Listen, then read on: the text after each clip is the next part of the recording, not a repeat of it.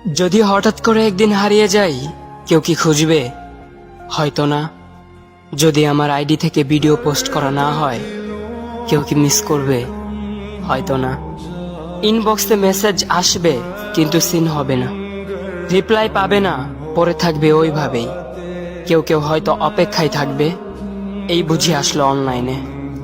আবার কেউ কেউ হয়তো টেরও পাবে না, কেউ একজন নেই, কেউ একজন হারিয়ে গেছে। হঠাৎ একটা সময় কারোর হয়তো মনে পড়বে, কে জানি আর নেই।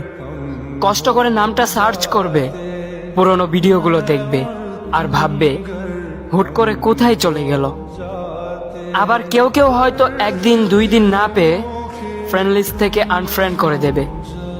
যখন আমি থাকবো না, তখন আমার স্মৃতি কারোর মনে পড়বে, হয়তো পড়বে, আবার হয়তো পড়বে না। তবে হারাতে হবে, হারাতে হয়, হারিয়ে যাওয়াই নিয়ম।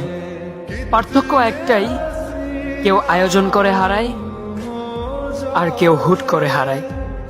আমি না হয় হুট করেই হারিয়ে যাব।